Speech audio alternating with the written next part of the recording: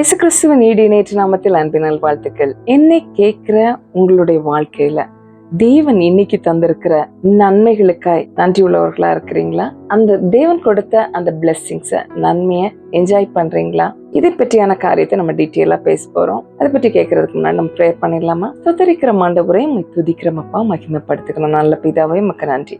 இந்த நாளைக்காக உமக்கு நாங்கள் நன்றி சொல்லுகிறோம். நீர் தந்த ஒவ்வொரு ஆசீர்வாதங்களுக்காய் நன்றி.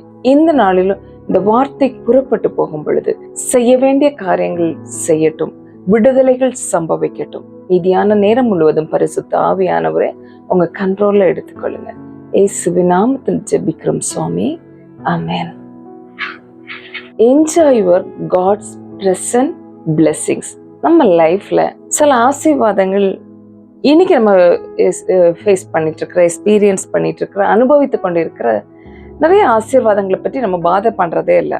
இது கிடைக்கலையே, அது கிடைக்கலையே அப்படின்னு தான் அநேக நேரத்துல யோசிக்கிறோம். இப்போ என்ன கிடைச்சிருக்கு, இதுக்கு நன்றி உள்ளவர்களா இருக்கிறோமா, இந்த ப்ரெசன்ட் பிளெஸிங்கை என்ஜாய் பண்றோமா அப்படின்னா அநேக நேரத்துல நம்ம அதை மிஸ் பண்ணிடுறோம். அநேக பேரோட ஒரு பெரிய ட்ரீமா இருக்கும் இன்னைக்கு நீங்க வாழ்ற வாழ்க்கை, இன்னைக்கு நாம் வாழ்கிற வாழ்க்கை.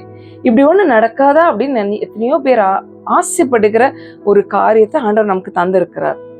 அது நமக்கு தொடர்ந்து இருக்கிறதுனால அதனுடைய வேல்யூ நமக்கு தெரியாம அநேக நேரத்துல அதை நம்ம அனுபவிக்காம, அந்த பிளெஸிங்கை சந்தோஷமா ஏற்றுக்கொள்ளாம, இது கிடைக்கலையே, அது கிடைக்கல, கிடைக்காத எதையோ ஒன்றை நாம் தேடிக்கொண்டு இருக்கிறோம். பிரசங்கி 9வது அதிகாரம் 9வது வசனம் இப்படியா சொல்லுகிறது, சூரியனுக்கு கீழே தேவன் உனக்கு நியமித்திருக்கிற மாயையான நாட்களிலெல்லாம் நீ நேசிக்கிற மனைவியோட நிலை இல்லாத இந்த ஜீவ வாழ்வை அனுபவி. இந்த ஜீவனுக்குரிய வாழ்விலும் நீ சூரியனுக்கு கீழே படுகிற பிரயாசத்திலும் பங்கு இதுவே. சொல்லிருக்கு, சூரியன் கீழே நமக்கு இருக்கிற இந்த லைஃப் நிரந்தரமானது கிடையாது. நம்ம எல்லாருக்கும் தெரியும்ல, ஒரு நாள் நமக்கு இந்த பூமியில இருந்து தேவனோடு போகிறதுக்காக நம்ம ஆயத்தப்படுறோம். இந்த பூமியின் வாழ்க்கை நிரந்தரம் கிடையாது, இது மாயைதான். எந்த நேரத்துல வேணாலும் நம்ம விட்டு மாறி போகக்கூடியது. It's temporary life. இதுல ஒரு அன்சர்டனிட்டி இருக்குல்ல. இதுல நமக்கு ஆண்டவர் தந்த நன்மைகளை நம்ம எப்படி அனுபவிக்கிறோம்? இன்னைக்கு நான் ஃபேஸ் பண்ணிட்டு இருக்கேன், இன்னைக்கு நான் எக்ஸ்பீரியன்ஸ் பண்றேன், இன்னைக்கு எனக்கு தேவன் கொடுத்த விஷயங்களுக்காக நான் நன்றி உள்ளவரா இருக்கிறேன்னா, எனக்கு கொடுத்த லைஃப் பார்ட்னருக்காய், எனக்கு கொடுத்திருக்கிற பேரண்ட்ஸ்க்காய், எனக்கு கொடுத்திருக்கிற பிளெஸிங்காய், எனக்கு கொடுத்திருக்கிற வேலைக்காய், எனக்கு கொடுத்திருக்கிற ஊழியத்திற்காய், நமக்கு கொடுத்திருக்கிற ஒவ்வொன்றிற்காய் நம்ம நன்றி சொல்றோமா, அதை நம்ம என்ஜாய் பண்றோமா அப்படின்னா சார் நிறைய நேரத்துல நம்ம மிஸ் பண்ணிடுறோம். அதான் இந்த வசனம் சொல்லுகிறது, நீ நேசிக்கிற மனைவியோட நிலையில்லாத இந்த ஜீவ வாழ்வை அனுபவி. இந்த லைஃப் நிலையானது கிடையாது, எப்ப வேணாலும் போயிடலாம், நம்ம நாளைக்கு பார்த்துக்கலாம். பொதுவா நம்ம வெளியில எல்லாம் வில் பி ஓகே. ஆனா வீட்டுல வரும்போது, நம்ம க்ளோஸ் சர்க்கிள்ல வரும்போது நம்ம அதை டேக் இட் கிராண்டடா எடுத்துக்கிறோம்.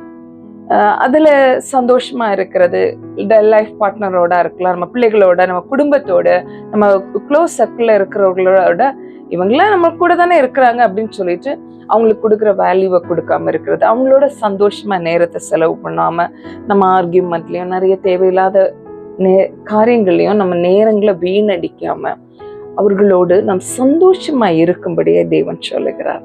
இதை நம்ம பண்றோமா அப்படிங்கிறத ஒரு நிமிஷம் யோசித்து பார்க்கணும். ஏன்னா நம்ம லைஃப் நிரந்தரமானது கிடையாது.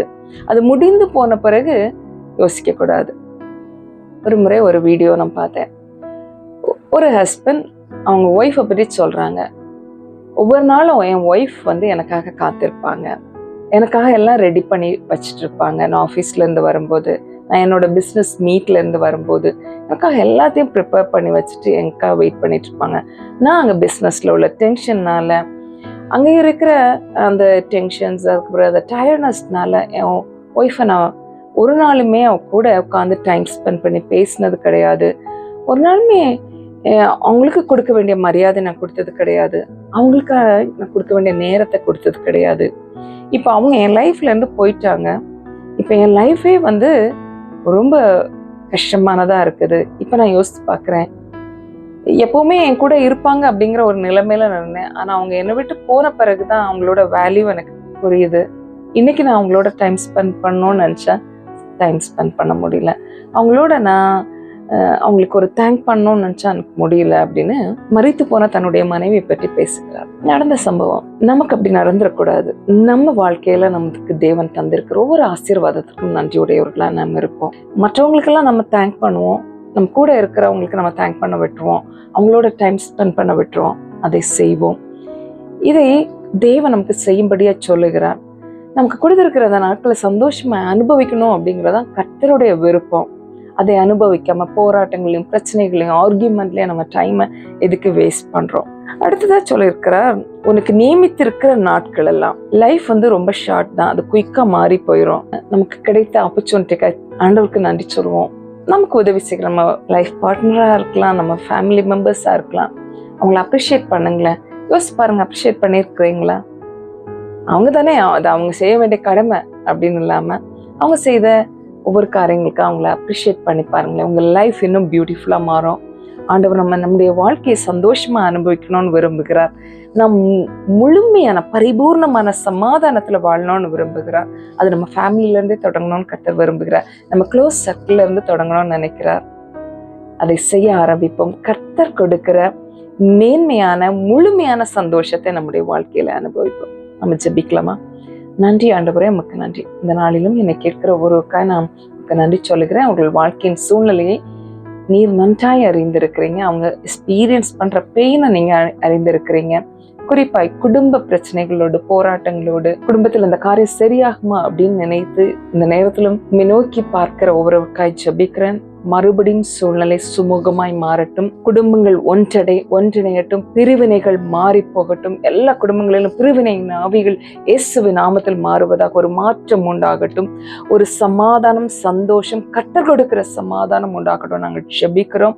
ஒரு பெரிய மாற்றத்திற்கு நேராய் ஒவ்வொரு குடும்பத்தையும் சந்தோஷம், சமாதானம் நிறைந்ததற்கு நேராய் உம்மை நோக்கி திரும்புகிறதாய் மாறட்டும் என்று நாங்கள் ஜெபிக்கிறோம். என்னை கேட்கிற ஒவ்வொருவருக்கும் பெரிய சமாதானத்தை கொடுங்க. உங்க பிரசன்ட் லைஃபை என்ஜாய் பண்ணி சந்தோஷமாய் நீர் கொடுக்கிற ஆசீர்வாதத்தை அனுபவிக்க அவர்களுக்கு உதவி செய்யுங்க.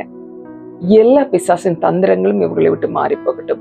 சமாதானம், சந்தோஷம் இவர்கள் அனுபவமாய் மாறட்டும். இயேசுவின் நாமத்தில் ஜெபிக்கிறோம் சுவாமி, ஆமென். சந்தோஷமா இருக்குங்க. கர்த்தர் உங்களுக்கு கொடுத்திருக்கிற இந்த நன்மைக்காய் கர்த்தருக்கு நன்றி சொல்லுங்க. அநேக நன்மைகளை கர்த்தர் உங்களுக்காய் வைத்திருக்கிறார். அது உங்களை தேடி வரப்போகிறது. God bless you.